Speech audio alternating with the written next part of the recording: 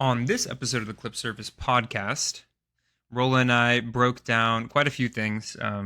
It had been a little while since we did our previous episode, so we obviously covered the draft. Clippers selecting Yannic Konan Neiderhauser out of Penn State with the 30th pick. We talked a little bit about Summer League, and then obviously all the happenings around the league. With free agency and the trades, and we couldn't remember if we had talked about the Kevin Durant trade since we last got together. So we break that down briefly, and all the different player moves around the league. Speaking of which, this episode was recorded about 10 hours before Norman Powell was traded from the Clippers to the Miami Heat in a three-way trade that saw the Clippers landing John Collins, a guy that the Clippers had been, kind of linked to in some capacity in a lot of trade talks and whatnot for the last couple of years. So the Clippers get their power forward. They get a little younger. Obviously, it sucks to see Norm go, but I think it was kind of time, and I really do think Norm will thrive wherever he goes. But specifically, I think there's a good fit for him in Miami.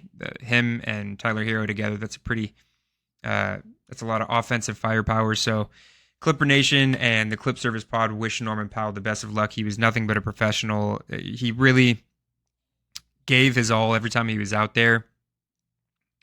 This last year, the addition by subtraction year, as we'll probably end up calling it.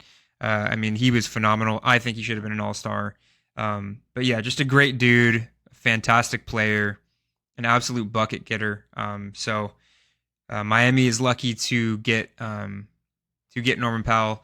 We're sad to see him go, but we are happy to welcome John Collins to the Clippers in that three-team trade. I don't even know what the Jazz got in that, but whatever. So so we obviously we didn't talk about that as we had been recording this before that trade happened, but we talked about the other moves that the Clippers made.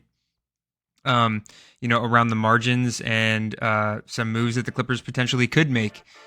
So there was a lot that we talked about. It was a little bit of a shorter episode, but we did cover a lot in a shorter period of time. So we hope you enjoy it. And without further ado, let's make it happen.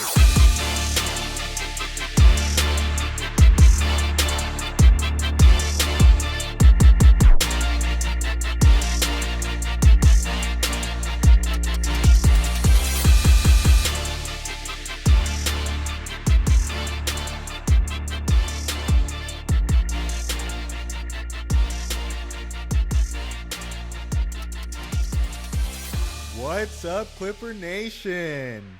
And welcome to the Clip Service Podcast.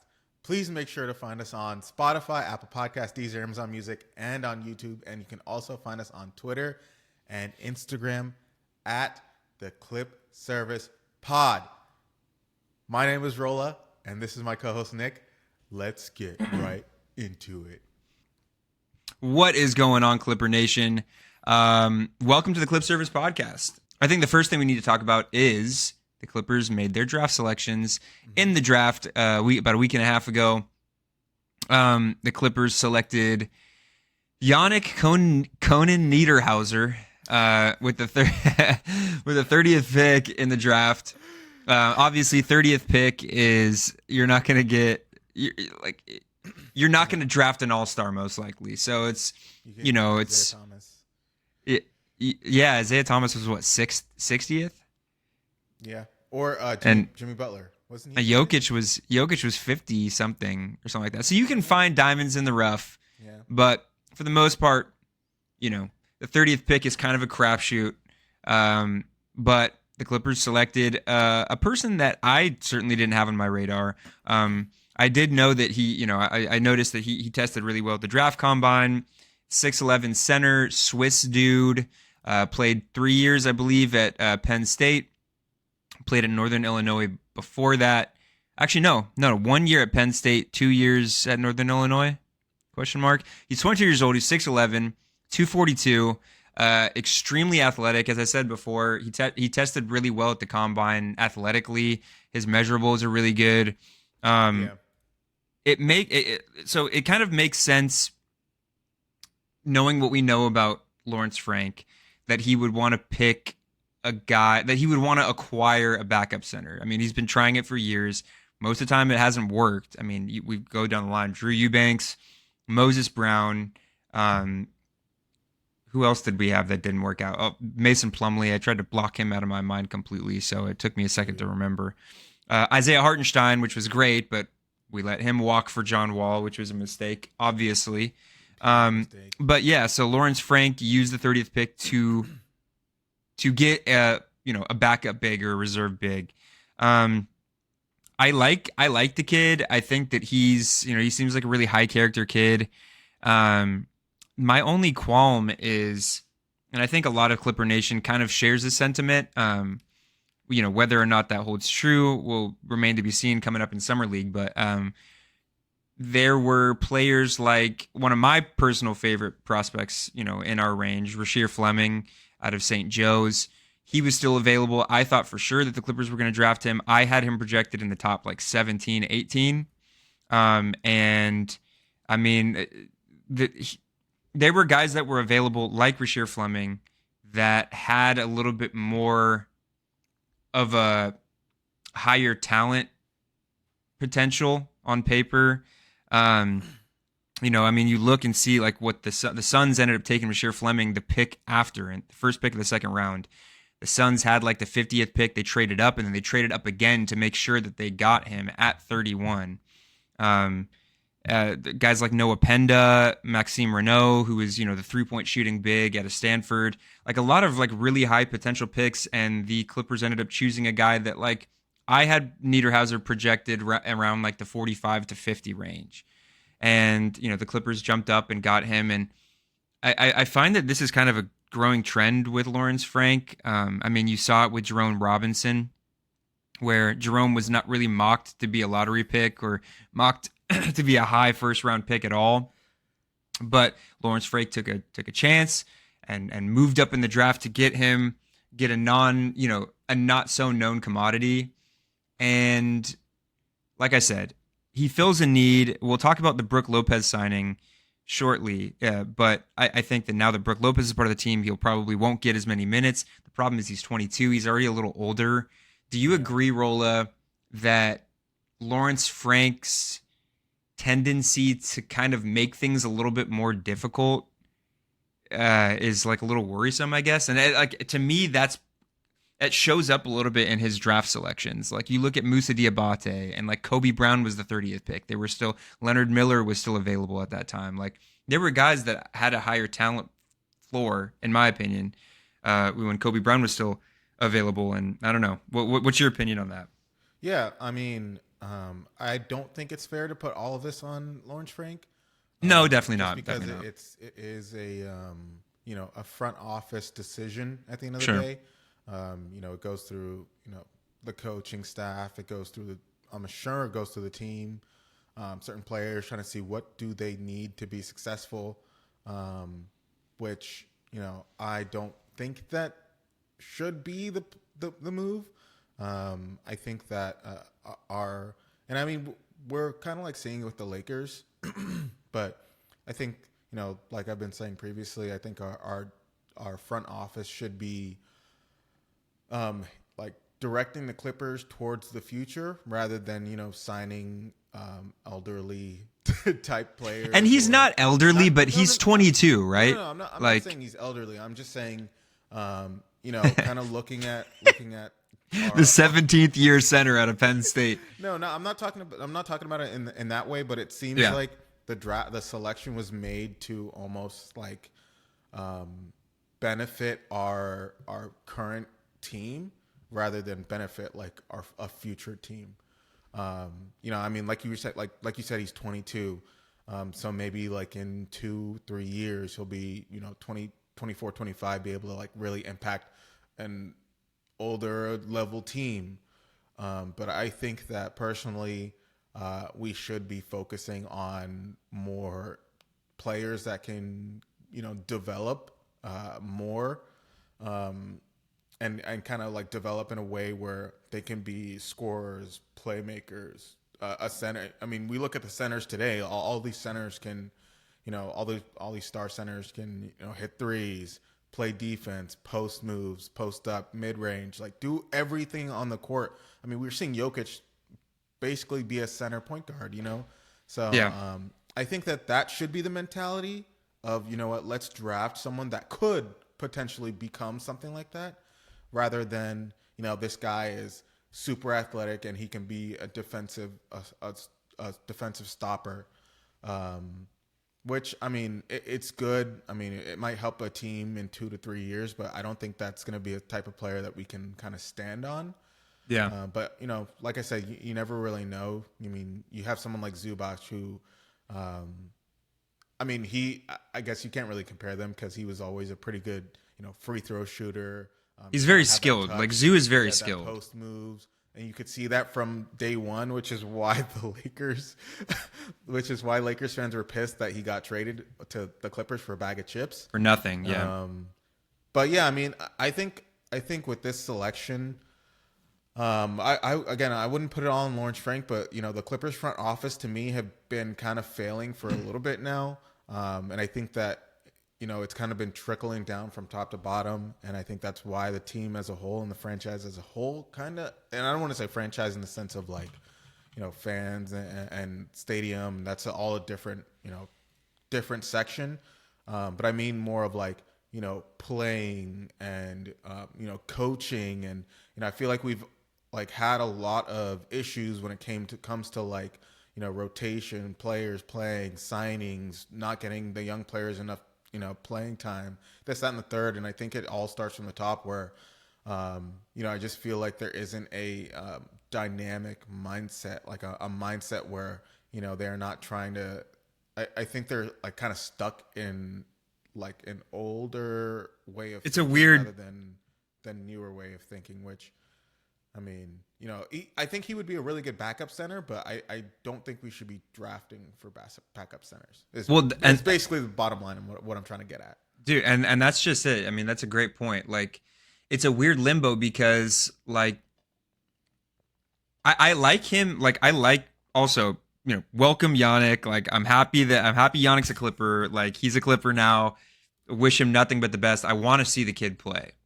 But now that the Clippers have like their backup center in Brook Lopez, it's like, okay, you're drafting this 22-year-old guy that like could contribute now, but he's going to be the third string center. Like, and more to your point, like, you want to use the 30th pick on a backup center, when there's a lot more, in my opinion, like a lot more higher potential guys, and like I could be completely wrong, but like there's guys that are a little bit more skilled, like Rasheer Fleming can shoot. He's like shot like damn near 40% from three, finished great at the rim, was dunking on everybody. He can play both ways.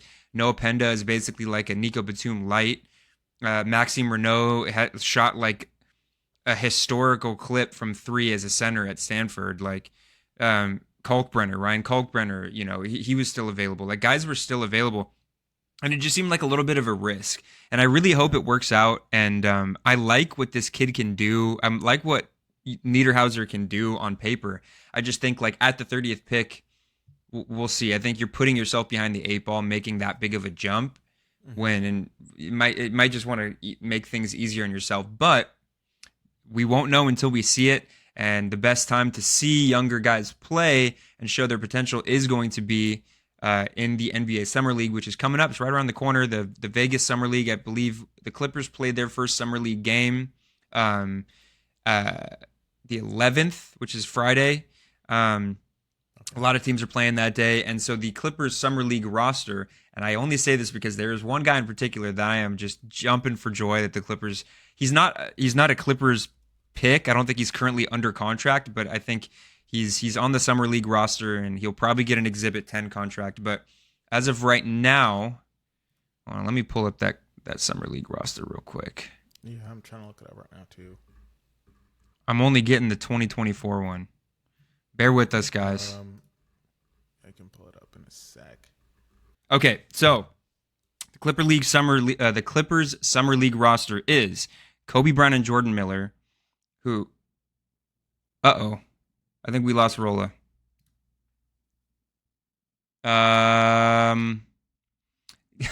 We are all over the place, guys. We're gonna take a quick break. We're gonna get Rola back online, and then we are going to talk about the Clippers Summer League roster. All right, guys, we are back. Sorry about all of that nonsense. Okay, so the Clippers Summer League roster is so Kobe Brown and Jordan Miller are playing in the Summer League this year, which I'm kind of shocked by. I feel like they're already like either too good or they have enough experience. Like, how old do you have to be to play in the Summer Dude, League? I don't think there's an age cap. There's not an or there's not like an age cap. Okay. year cap. I think it's just supposed to be for like players that want to show Need what to they prove can do. themselves. But I mean, Huh. there's no space for them to play on the actual team. Yeah, we'll talk about that in a sec, but I'm a little bit on the fence about like I like Kobe Brown, I like Jordan Miller, particularly Jordan Miller, but I like both those guys. I'm a little bit on the fence about letting them play. Like they either better completely dominate or not play at all. Yeah. Because like we've seen them play regular minutes with the team. Like we don't need to see this. But Cam Christie, who I just want to touch on. We were talking about the draft picks. Cam Christie is one of the picks that Lawrence Frank has made recently that I really liked. Lawrence Frank picked him when Cam Christie was picked. I think he was 18 years old. Like that is the kind of pick that I want the Clippers to try and make. Younger guys or guys that like if they don't play right away, if we are still stuck on our old ass rotation, at least in 3 years they'll still be in their prime. So I'm excited to see Cam Christie play. Yannic Niederhauser is going to be playing. Kobe Sanders, who was the Clippers, I think Clippers moved up a couple spots. I think he was like the 49th pick or something like that. He's 6'9" point guard. Played at Nevada. Played at Nevada and played at Cal Poly. So he's got an interesting profile. At that point in the draft, later second round, I don't expect a whole lot. I think that like if they play well, it's gravy. It's good. If they don't, then they're the second half of the second round pick. I am excited to see Kobe Sanders play, and he was an official draft pick, so he is currently on the roster, I believe. But the last guy that I want to talk about, there's a couple other guys, Patrick Baldwin, Trenton Flowers, who I'm actually really excited to see. I think he's still taking up a two-way contract for the Clippers. Nice. I really like Trenton Flowers' profile. I think he was the pick last year. He was one of the like undrafted or two-way picks last year. I really like him because he can play the four. He's a freak athlete. He can shoot the ball. Like I am excited to see Trenton Flowers play a bit. 6'9", really good athlete. So he's playing. Patrick Baldwin obviously was a lottery pick with the Warriors. Can shoot the piss out of the ball, but didn't have great measurables or great verticality at the draft combine. Kind of gone in and out of the league. I'd like to see him show some stuff, but I'm not expecting a whole lot out of him. But the guy that I'm actually looking for was my biggest sleeper in the draft, and I saw that he had worked out. I'm probably the biggest at this point. I'm probably the biggest fan of this dude that I know, at least on the planet. It could be on the planet, other than himself, because I know he's very motivated. But John Polakidis out of Yale. I know that I saw that he had worked out on his Instagram story. I saw that he had worked out with the Clippers, about a month ago, maybe 2 or 3 weeks ago, right before the draft. And so I thought that maybe Clippers would, take a chance on him, and I'm really happy that they did. He didn't go drafted, but the Clippers signed him to the Summer League roster. If he shows out, I would expect him to get like an Exhibit 10 contract or maybe even a two-way contract. I'm so high on this dude. 6'6", can shoot lights out, really focused, really analytic player. I see a lot of potential in John Polakidis. He was on No Ceilings, their podcast, and he broke down the game a little bit. And just like his approach to the game is really, really impressive for a guy his age. And so yeah, I'm stoked on the senior out of Yale. I really hope that he shows out. I would love to see him get a spot, even if it's just a two-way spot on the Clippers roster. Like you guys heard it here first. John Polakidis is serious, and I think that the dude's got some potential. So would love to see him show out and kind of prove himself. But yeah, I mean that's what Summer League's all about. Yeah. Jordan Miller had the absolute I think he was the best player, if not the second best player in Summer League last year. He was the highest scorer, right? He was fantastic. I think he was the highest, or I don't know if he was the highest scorer, but he was in like the top 3, top 4, or something like that. He was fantastic, and so Summer League's a great way for and everybody who's anybody is at Summer League. In the basketball world, I've been meaning to go out to Summer League Exactly. I've been meaning to go out to summer league the last couple of years. That just hasn't aligned with my schedule. But one of these days, I want to go out there because it's really a big event. It's become this big, like, culture event for the NBA and for basketball. But it's a great opportunity for these dudes to show out and like prove themselves, and everybody's watching. And so I'm really excited to see. I'm excited to see Yannic. I know that Yannic was nursing like an ankle injury, draft night or maybe right before. I would love to see him play, and maybe he does well enough to where he can share some of those backup minutes with Brook Lopez. But yeah, I'm excited for summer league. And You think Brook Lopez is going to be a backup? What do you think, he's starting? You think Zoo's going to come off the bench? I mean, I wouldn't be surprised. I would be shocked if Zoo came off the bench. No, Brook is going to be coming off the bench, I would imagine. Like I think it might be. There could be times matchup type of thing, like based off of. It could be that. Teams, it could be that. I don't think that Brook Lopez is like a backup center at this point. Personally, I think that he's gotten old enough to where I think he's okay with coming off the bench. I mean, he hasn't come. He started the last like 6 years or 7 years. I don't think he's come. Actually, I can't remember the last time he's come off the bench. Oh, for the Lakers, I guess, right? But yeah, he's been starting for a long time. I would imagine he comes off the bench, but like you said, Rola, like I think it will be a matchup thing. Ty Lue likes to make adjustments and tinker around with lineups. I would not even be surprised if there's certain lineups where Zoo and Brook share the floor. Ooh, because Brook can space disgusting. And he can play the. Yeah, he's not mobile enough defensively as a four, but the dude can spread the floor. So having him next to Zoo makes a little bit of sense in that regard. But yeah, excited for summer league. That's pretty much all I got to say about summer league. So that takes us into. I wanted to talk a little bit about free agency because, as you guys know, when we last talked, it was right before free agency hit. I think Kevin Durant was the only domino to fall at that point. Durant had been traded yet, had he? Really? Well, if we didn't talk about it already, Kevin Durant is a Houston Rocket, and the Rockets are really stacking up on talent, and the Rockets acquired not Jayshawn Tate, Dorian Finney-Smith from the Lakers. They've really bolstered up their roster. They lost a couple pieces. They lost Cam Whitmore and Jalen Green and Dylan Brooks and stuff like that. But overall, I think that I don't know if they're ready to compete, but they're ready to really make a deep playoff run. Before I kind of go down the line, Rola, and talk about all the moves that happened, what stood out to you the most out of the last week of all these all this movement around the NBA?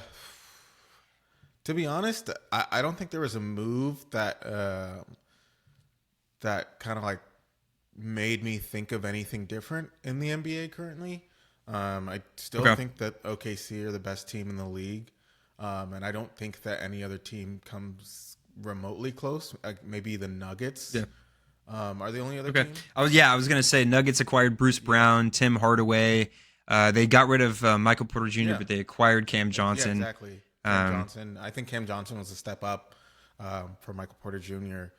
Because Cam Johnson can actually play defense and can actually listen to his teammates and to his coaches. That's true. But yeah, so I think the Nuggets and OKC are the only two teams really that are currently in that realm of actually winning a chip. I know LeBron, there's been that whole discussion with LeBron. What about the Rockets? Absolutely not. I think no. I just don't think Kevin Durant can carry a team to a chip right now. Well, they got Clint Capella back. Clint Capella is coming off the bench for them. When I think about be real. Luke Kennard went to the Hawks. The Hawks did really well, actually. But continue what you're going to say. Real. In a 7-game series, are you choosing the Nuggets or the Rockets? Dude, at this point, that's a great question. I'm glad you asked it. Both teams are healthy. I think at this point, you gotta most people are gonna pick the Nuggets just out of because they have the best player in the world and they have the experience and stuff like that. Chemistry. Well, that's just it, dude. Is the chemistry for the Nuggets. I mean, yes, Russell Westbrook is not going to be on that team anymore, but I think the last couple of years this has kind of gone untalked about, hasn't been talked about as much. But I do think that the Nuggets lost a little bit of their chemistry that they had, from their championship year. And I think, losing KCP, yes, that like he had an off year with Orlando and stuff like that, but he was a big part of their puzzle.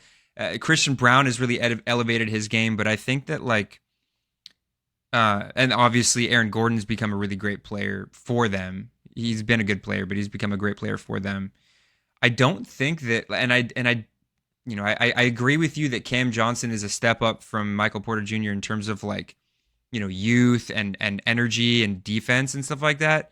But Cam Johnson has not played for a competent team in years.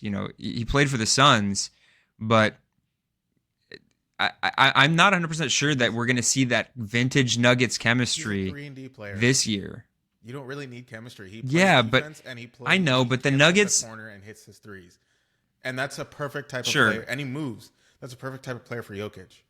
I mean, I don't really understand your argument that the Nuggets, their chemistry is still. It doesn't really matter who they put on and put off on their team. They have their main pieces on the team, and I mean, we saw it firsthand, dude. They lost their coach, and they took the championships to 7 games, bro. Sure. What are we talking about here, bro? They're obviously I don't know, man. A top I 3 team in the league right now, and they're gonna be that, and they're gonna be in the playoffs, and they're gonna be you're gonna have to go through them, and you're gonna have to go through OKC. And I just don't think. I agree. I agree with that. On that, but I do think that the Rockets adding who they added and going through what they went through last year, they ran headfirst into Steph. They ran it headfirst into Steph Curry. Now they have a taste of okay, this is what a vet can do to you, right? If you don't get your ass together. And to me, the Rockets' biggest problem last year was that they didn't have an alpha scorer, and that was very clear with them getting Kevin Durant. Jalen Green is a fantastic player, but he is not an alpha scorer. And you can't rely on Fred VanVleet to carry a team, in a playoff series. Now they get this alpha scorer. They still have Fred VanVleet. They have Jabari Smith, who's going to be, another year into his career. He's a very good player. Their front court depth is stacked. They have Steven Adams, obviously, and Clint Capella. They have a ton of really long guys with Tari Eason and Amen Thompson and Jayshawn Tate and all these really really long athletic dudes. Getting a rebound over these guys is going to be an absolute nightmare. With the way that they crashed the glass, they were already the best offensive rebounding team in the league last year, and now you add Clint Capella, Kevin Durant, who's no slouch on the glass. You lose Dylan Brooks, so you lose a little bit of that fire, but I think that you replace him with one of the greatest scorers of all time. And yes, he's past his prime, but I think now there's a pecking order. There wasn't a pecking order with the Rockets last year, and now it's okay, if we're in trouble, give the ball to Kevin Durant, but everybody else can still do their jobs. Amen Thompson's a fucking freak, and literally his biggest problem, his biggest weakness was consistent scoring. He can do everything else. Amen Thompson is probably the best intangibles guy I've seen at his age ever. Ever. He's so good at rebounding and jumping passing lanes and even playmaking and stuff like that. He's so fucking good. I don't know. I think the Rockets are a force to be reckoned with. Obviously, I think the betting favorite in that between those two teams would be the Nuggets, but I don't think it would be an easy series by any means. And I think the Rockets are kind of here to play. Yeah, I mean, I guess we'll see at the end of the day. I just think that when it comes down to it, when you have a team, one Rockets, they lost two of their main pieces in Dylan Brooks and who's Jalen Green. Yeah, I think that is they're not gonna be able to kind of fill that immediately. That's gonna be a chemistry, especially with Kevin Durant being such a force, being such a guy that commands the ball, commands defense, commands his teammates to be in the right places at the right time. I think that's something that that's part of chemistry. That's something that they gotta kind of mold. And I think that a Nuggets team or even an OKC team whose chemistry and whose players and roles are so pristine and so perfected that I just don't really see how, you know, the Rockets are beating that team. If all teams are healthy, I just don't think that that's possible. I mean, we saw it with the Clippers. I mean, the Clippers were a better team, and you know, at the end of the day, it was just the little things that the Nuggets did better than us. That, I mean, they literally beat us off of one of the games was off Yeah. of a random fucking shot by Jokic that got tipped in by Aaron Gordon. Like, it's just like they Yeah. just know. Like each of them, they like, I don't know what it is. They're just a good team, and it's hard to beat Yeah. them. No, they It's are. hard to beat them They every are. single year since they won that championship. They're not an easy out. I mean, the year after they won their championship, the Timberwolves, they played them in 7 games, and they played them so fucking hard they were gassed for the next series. I mean, we saw it again Yeah. this year. They played the champs OKC and took them to Yeah. 7 games. That was probably the OKC's hardest series, because I mean, I guess the finals, but The Pacers. Yeah. like outside of the But I know Pacers, what you're talking that about. was their most difficult series, and Aaron Gordon got injured Easily. in the last game. Like, he was injured for the last Yeah. game, so you never really know. I just think that, you know, a lot of these teams in the NBA are I think there's clearly a tier 1 of NBA teams, and I think there's clearly a tier everyone else, and the tier 1 teams are just I just find it hard to bet against them. And I think the Pacers, obviously, we'll see how they are once Halliburton comes back. But I think that in this last playoffs, they were able to like kind of break through into that tier 1 level of play that a lot of other teams aren't able to do. But See, I could see the Rockets, though, real quick, just talk about the Rockets one more time. I could see the Rockets doing something similar to what the Pacers did, where it's like, because the Pacers, like, I'm not 100% sure the Pacers will get to this point with this iteration of the team, get to the point that they were at, because it was just such like the little things went there where like Halliburton would hit a game winner, or like, you know, like it was just like this kind of like magic run. And I think that like now that the Rockets have consolidated their lineup, like they had a little bit too many wings. Now you have like Tari Eason can start. Like their projected lineup is going to be Van Vliet, Amen Thompson, Tari Eason, Kevin Durant, Alperen Şengün. And then off the bench, you have like a much clearer pecking order. Like you get Dorian Finney-Smith will be like their backup 3, and Aaron Holiday will get playing time. Reed Shepherd might actually get some playing time. I mean, Reed Shepherd was like the 3rd pick in the draft, 4th pick in the draft, something like that. You know, Clint Capella, like everything's a little bit more clear, and the Rockets were already really good about doing the little things. Their problem was just putting the ball in the hoop at times, and now they have one of the better guys doing that. So I'm really interested to see what they look like. Another team that I really liked was the Hawks. Obviously, with Trae Young, you know they're going to be a potent offense, but you know they added Luke Kennard, they added Nickeil Alexander-Walker, who was kind of due for a big contract. That's great depth for him. They still have, they're going to have a healthy Jalen Johnson. Like they're going to be good. I think who was their draft pick? They ended up drafting somebody that really fit their. Hold on. But overall, dude, I think the East kind of sucks this upcoming year. Well, but here's the thing, and to play on what we were saying about the Pacers, with Halliburton going down with the Achilles injury, you have Jason Tatum out with an Achilles injury. Damian Lillard is no longer a Buck, And which he's that's got another Achilles piece of injury.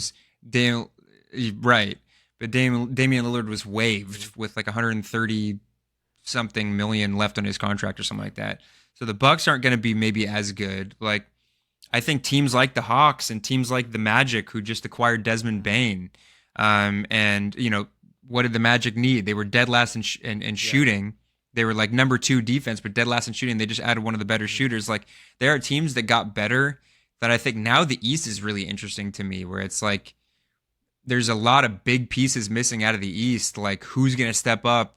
Obviously, the easiest one would be the Cavs, but even the Cavs, like Garland just had toe surgery on like turf toe. Like, what is he going to look like when he comes back? So it's really good. The East is really going to be interesting. But as far as the West goes, that's a whole different story. I mean, the Lakers just added DeAndre Ayton. They did need a big. I don't love DeAndre Ayton as a player. I think that he's got some serious focus problems. Like he doesn't play a ton of defense. Nope. Aiden's problem is he never plays up to his potential because he's a very Of talented course. guy. And he doesn't put in. But bottom line is and you can see it. doesn't put in the effort. Yeah. And but bottom line is the Lakers got their big, and they re-signed Jackson Hayes, so like they have some semblance of a front court. Whether it works remains to be seen, but I think that that's a pretty good pickup for them. $8 million a year or whatever. So the West is going to be very, very interesting. And that brings us to the team that we cover, the Los Angeles Clippers. So the Los Angeles Clippers, their one big move thus far. Obviously, there's still a lot of time left. I do think that I'm praying, crossing my fingers, crossing my toes, and crossing my eyes that the Clippers end up signing Chris Paul. Not because I think that he'll take us to a championship, but just because I want to see Chris Paul play. This last year. Yeah, Chris Paul also announced today that this is going to be his last year. So it's only right that Chris Paul finishes with the Clippers. But yeah, what I was going to say is that really the only splash that the Clippers have made in free agency thus far, aside from re-signing James Harden to a 2-year contract, 2 years, $81 million. Nico Batum, 2 years, I think, $11 million or something like that, like a little bit over the veteran minimum. Great to have Nico back. I hope that he's happy to retire a Clipper. And then the final piece was Brook Lopez, who the Clippers signed, I believe, for 2 years. What was it? It was 2 years, $12 million, $14 million, something like that. Let me see. What is? Do you know off the top of your head, Rola? I don't. Brook Lopez. Okay, so yeah, $9 million. I think $9 million a year for 2 years, something like that. But basically, the Clippers signed Brook Lopez, so now the Clippers have on paper, the best backup center that they've had since like Hartenstein. So that fills a need for the Clippers. Where are you at with the Clippers in terms of they clearly don't care to go younger? And I know that that's like something that you want the Clippers to do, but like, what do you see from the Clippers? No, now it's not going even, into this season. It's not even going younger for me. It's completely blowing up the team. And when I say team, I mean coaching staff, players, except for Zubac, literally everyone. I just don't think that. It's almost like a painting. You could paint something. Okay, I like where this is going. To yourself, it could be fucking perfect, right? You sign your signature at the autograph at the bottom right. Okay. What if it's the bottom left? Yeah, sign it on the bottom left. A bunch of museums are interested. They're like, oh, yeah, bring it into our museum. But people are like, oh, that's a nice painting. And at the end of 10 years, 5 years, no one buys it. And you're like, why isn't anyone buying my painting? I'm fucking broke. What is this analogy? Basically, I'm trying to say is like, it's okay to recognize that, yes, that was a masterpiece. Yes, it had a lot of potential. But at the end of the day, it didn't get me what I wanted. Okay, I see what you're saying now. So I need to draw or paint something else from a blank canvas, bro. And I don't think that adding really profound stroke to the already finished painting is going to make it any better, make people any more interested. You know what I mean? I don't know, man. I just think if you put a mustache on the Mona Lisa, that might do something. No, I mean, like, I just don't think that it is. The Clippers are. I just think that what we had was great. It was a lot of fun. But, these guys, Kawhi, James Harden, these guys need to go. And it's unfortunate to see that James Harden signed another contract because he's a great player, but I just don't think that these types of players can beat an OKC team. And that's the top of the mountain right now. And I don't think that these players, I don't think Kawhi can beat an OKC team, can lead a team to beat an OKC team. So I think we need to look for the next guy that can. I just don't think that the Clippers are making that pivot into that next future era. I mean, we applaud, players like LeBron James for kind of adjusting his gameplay as the eras kind of change, and why he's been in the league for so long, he's been dominant for so long, is because he's not afraid to change like the way he plays. And I think the Clippers as a whole got to take that mentality. He is afraid to take a pay cut, though. What? I said he is afraid to take a pay cut, though. Well, I that's another discussion for another day. Topic, yeah. But yeah, I mean, I think that the Clippers need to take that mentality and change, and not be afraid to change. And it's okay. Sure. I mean, like we were saying, like I was saying before, like in a previous podcast, I don't know if Bomber is afraid to kind of like lose money. Let's say we lose Kawhi and lose James Harden, no one's going to come to the games or whatever. And I think that is just a risk he needs to take. Of course, like casuals aren't going to come to the Clippers games to watch, rookie players, but not right away. Not right away, but when they turn into SGA, Shai Gilgeous-Alexander, after 5-6 years, then people are going to show up. You know what I mean? And I think it's worth the investment. And coming from someone like Steve Ballmer, who knows about investment, like, you got to do it, dude. And you can't just keep like hanging your hat on Kawhi and James Harden and getting to, the first round of the playoffs and getting kicked out in the first round, second round, and thinking that's enough, because it's not, because we've never won a championship, dude. Like, that's the whole goal. Like, maybe once we win 15 championships like the Lakers, we can like ride on some bullshit, but we can't. So you know what I mean? No, that I hear you. And I think that we talk about like getting the next SGA and kickstarting that rebuild and finding the next guy. It's tough because like the Clippers don't own their draft picks, and so it's like you're kind of forced to be competitive. It's like you can make trades and move pieces to get those types of those picks. I mean, I think that if had we traded, like, what was the year? Oh, like 2 years ago, or even this summer, I think that we could have, if we traded Kawhi or traded James Harden, traded Kawhi to the Rockets. But it's like, what is Kawhi gonna net you? Like, is Kawhi gonna net you a top 5 pick in the draft next year? Like, I don't think so. I think you can turn both James Harden and Kawhi, into a top 5 pick. But also, James Harden was a free agent, so it's like your options with James Harden are let him walk, and then not have as much money to play with. And if you're shitty, you don't even own your pick, so your pick goes, like, if the Clippers have a shit year without James Harden, they give their pick to whoever owns the Thunder. Like, the Thunder get another lottery pick or something like that. So it's like, it sucks. I do think that, and I totally know what you're saying, I do think that what Harden's contract looked like, 2 years, $81 million sounds like a lot, but in the grand scheme of things, that's like not as much as players of his caliber are getting paid nowadays.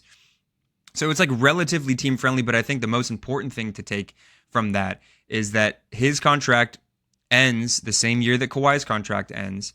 And so everything is lined up to where the summer of 2027, the Clippers are finally going to be able to do that once they start to be able to collect. I don't think they own the rights to their own pick until 2030, but it's like at that point you have a ton of cap space, and like you can sign these huge free agents with a lot of money to play with and stuff like that. So I think that there's one thing that I take comfort in James Harden's contract is that, okay, this further solidifies that there is a timeline. Like, if James signed like a 3-year deal or like something like that, then I would be like, okay, what are we doing here? But it's very clear that the Clippers are like trying to hit reset at a specific time. But why? And so it's just a matter of, dude, I feel like we're the only team, maybe the Bucks, but I feel like we're the only team that are not making moves, dude.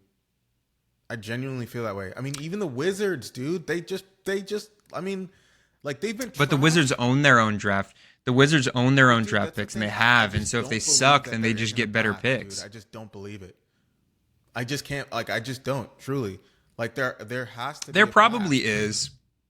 There probably is, but it's like, then you start to get into what you were saying about, like, is it worth losing a fan base for 2 years? It's like, that question is very subjective. Like, obviously, there's both sides to that coin. I don't think it's losing a fan base. I think it's losing casuals that I believe you will gain again once your investment comes to fruition. But also, it's like when you try and rebuild, you're not guaranteed to build the next OKC. I mean, like we're talking about the Wizards. Dude, The Wizards have been rebuilding since John Wall no, was on that that team. you can, and obviously this might not be the best. This might not be the best example, but when you look at like a franchise like the Sixers, who were literally one of the worst teams in history, like what was that, like almost 9 years ago? During the process, during the process, and to what they got to a point where that team with Jimmy Butler, JJ Redick, Embiid, like that was a championship level team. I just believe that you can get there, even though they made poor draft picks. I just believe you can get there. When you look at OKC, what they were before Shea got there, they were a trash team. Like, you can get there through the draft. And I think that when you look at the Pacers, when you look at OKC, when you look at the Nuggets, when you look at the Timberwolves, like, you see these teams that are successful now that invested in the draft and invested in their young players years ago. And I think that as the Clippers, like you're saying 2027, like, why are we waiting? Like, that's been my whole thing. Like, why are we waiting? Why are we trying to wait out till Kawhi and give him, like allow him to ride off into the sunset? He didn't do shit for the Clippers. Like, literally nothing. He hasn't done anything for the Clippers. And, we'll remember him as like, oh, yeah, like Kawhi, won a championship with the Raptors and then came to the Clippers and didn't do shit. But, like, that's what the Clippers remember him for? That's all I remember him for, dude. He didn't do shit for us. Yeah. And, at the end of the day, dude, like I said in a previous pod, like, at this point, dude, I feel like I think Paul George did more for the Clippers than Kawhi did. At least Paul George led us to a Eastern Conference Finals. Kawhi hasn't done shit, truly. And it's unfortunate that he got injured every year, but that's just the fact of it all.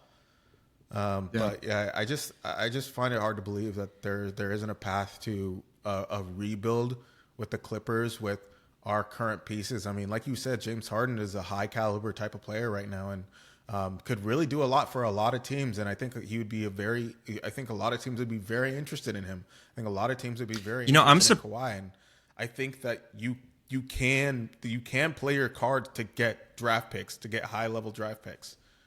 That's just me, though. I'm surprised that Norman Powell hasn't been traded yet, honestly. I don't think he will. Because I feel like Norman Powell's draft stock, or not draft stock, his Norman Powell's trade value obviously isn't at the level of James Harden's, but like Norm had such a good year last year that there are tons of teams, I would imagine, and maybe I'm wrong, but there's tons of teams that could use that level of score off the bench, or like even in the starting lineup, like he was last year. So I'm very interested to see what the next move, because I would imagine that Clippers have one or two more moves in them. Maybe they do sign Chris Paul. I know Chris Paul is mulling the idea of maybe starting for another team like the Suns. Which is crazy. He wanted to start, but he probably wouldn't be doing that for the Clippers. He does want to come home to LA. I know that. So I think he's just weighing his options. And, with this being his final season, I think that he should take all the time that he needs. But, maybe that is the only move that the Clippers make, or maybe the Clippers do try to offload Norm Powell. They could go in a bunch of different directions, but at the bottom line, buckle up, Rola, because I think that we're going to see this iteration, generally speaking, this iteration of the Clippers until the summer of 2027. I think that's just very clear that that's what's going to happen. And that's part of the reason why I want Chris Paul, because it's like, if we're going to be old and we're not going to get with the times, at the very least, I can go into a dome and watch one of my favorite players of all time suit up for my favorite team one more time, like that'll be cool. So, Clipper Nation, tell us what you think the Clippers should do, what you think, maybe some predictions about what you think the Clippers will do. If you want Chris Paul back, I know that he's a very polarizing figure. A lot of Clipper fans love him. A lot of Clipper fans don't like him. Rola, did you have anything else you wanted to touch on in terms of free agency or any of the moves? There was a lot that happened, but I don't feel like going down the line. Like I said, the Hawks got better. The Brooklyn Nets drafted about 7 point guards in this draft, so they're yet again kind of weird, in a weird position. But yeah, it's going to be an interesting season. I think that the young teams, unfortunately for the Clippers, are kind of ruling the roost right now. But you never know. Sometimes the old guy can surprise people with his Magic. his unexpected magic. Yeah, I don't know. I'm just trying to be hopeful here, but I am looking forward to summer league. Unfortunately, can't go in person this year, but I'm excited to watch it and see some of our young guys ball out, and maybe some of the guys that were projected to not get a ton of minutes this season. Like Rola said, we got to try and find the next young guy. So maybe we see someone really prove themselves in summer league and kind of work their way into a rotation spot to be a part of this Clipper team moving forward, along with Zoo and stuff. But yeah, thank you guys so much for tuning in. Hopefully we have a lot to talk about next time we talk to you guys. But enjoy summer league. The WNBA is on right now, and it's never been better. Nice. So you guys tune into that. I love the competitive spirit and the talent that we've seen from I've been watching the W for a long time, but it is truly at its best right now. So there's a lot of fun stuff in terms of basketball going on, and we hope to talk to you guys about all of it next show. So thank you guys for tuning in. Find us on YouTube, find us on Amazon Music, Apple Podcasts, Deezer, and Spotify. Get at us on Twitter and on Instagram at ClipServicePod. And as Yannic Konan Neiderhauser said when he was drafted by the Clippers at 30th, whether it was a good pick or a not so good pick, let's go Clips. Let's go Clips.